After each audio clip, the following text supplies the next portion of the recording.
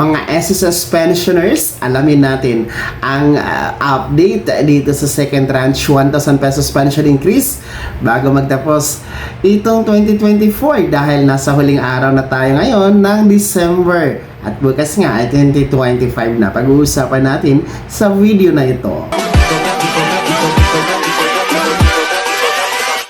Hold up.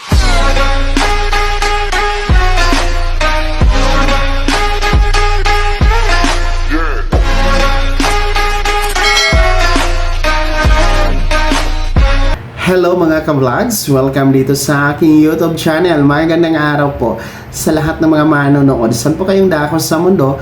Kumusta mga ka-vlogs?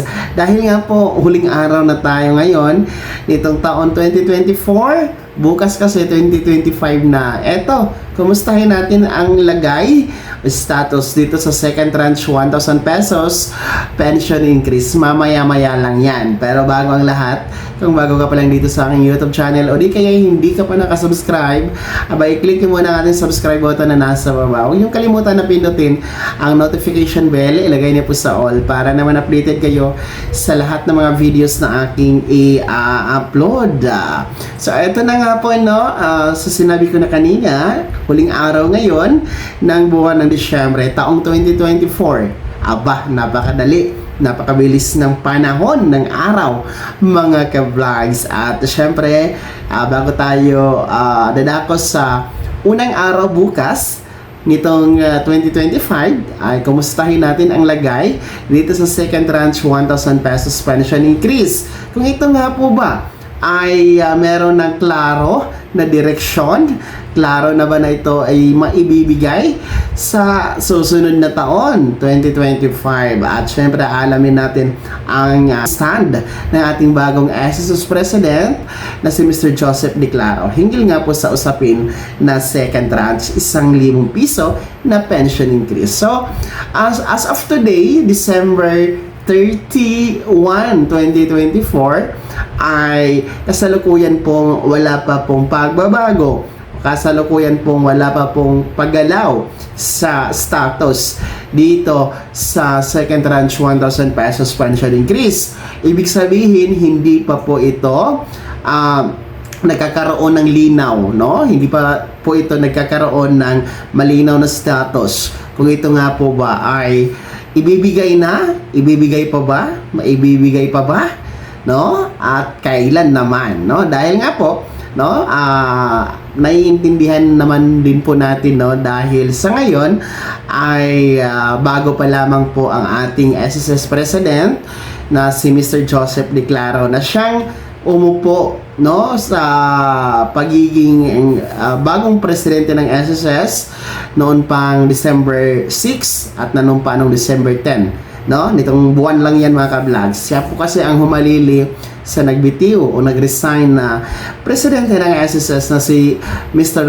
Rolando Ledesma Makasait. So, as of today, December 31, no, atin pong sinaliksik ang status sa second tranche ay hindi pa po ito nagkakaroon ng improvement, hindi pa po ito nagkakaroon ng status, no? Kaya naman po atin po itong aabangan ngayong susunod na taon, particular kasi bukas 2025 na bukas, January 1 na bukas. So yun ang ating aabangan. I think exciting part itong 2025 dahil ulitin ko sa sinabi ko na noon, itong bagong SSS President na si Mr. Joseph Declaro ay inappoint po, tinalaga po, tao po ito ng Pangulong Bongbong Marcos, kasalukuyang administrasyon po ang ating SSS President.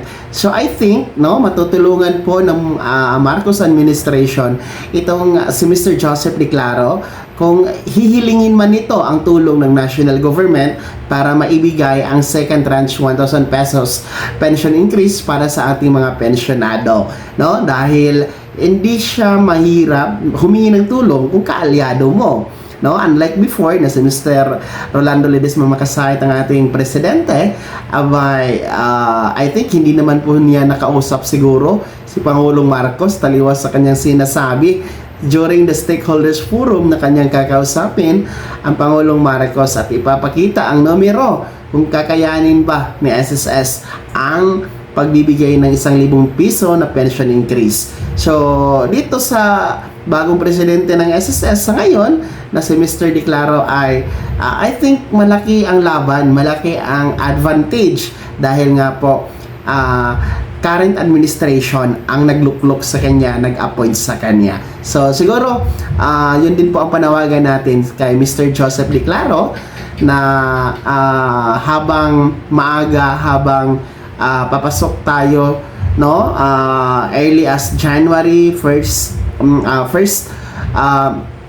taon natin, first quarter nitong 2025, ay sana man lang, no, ay magkausap niya na ang Pangulong Bongbong Marcos hinggil nga po dito sa usapin na second tranche 1,000 pesos pension increase at nang mabigyan na din po natin ng pag-asa, mabigyan na din po natin ng linaw ang ating mga pensyonado hinggil nga sa usapin na ito. Kahit pa paano malaking tulong itong second tranche sa pandagdag, no, sa pambili ng mga gamot, bitamina, pagkain at iba pang pangangailangan. So yan po ang pinaka-latest, no, dito sa huling araw ng Disyembre 2024, huling araw nitong taon 2024, no, pinaka-latest na update sa second tranche 1,000 pesos pension increase.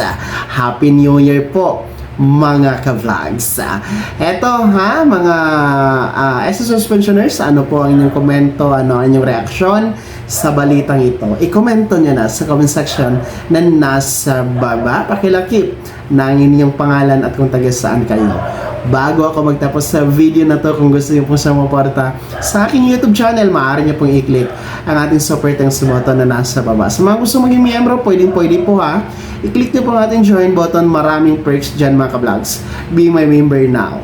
Sana'y naging gabay ang video na to kahit paano na pag-uusapan natin ang mga mahahalagang bagay-bagay na may kinalaman sa pagiging miyembro, benepisyaryo at pensyonado sa SSS. Kung hindi ka pa nakasubscribe dito sa aking YouTube channel, maaari nyo nang i-click ang ating subscribe button na nasa baba. Huwag nyo kalimutan na pindutin ang notification bell, ilagay niyo po sa all para naman updated kayo sa lahat ng mga videos na aking i-upload. Maaari nyo ding i-like ang video na to. Kung meron pa mga katanungan, maaari nyo i-komento sa comment section na nasa baba. Paki-follow na din po ang aking official Facebook page na nasa screen nyo. Muli po, ako si Daniel Timbawan na nagsasabing dito sa aking YouTube channel, pawang katotohanan at lahat totoo lamang.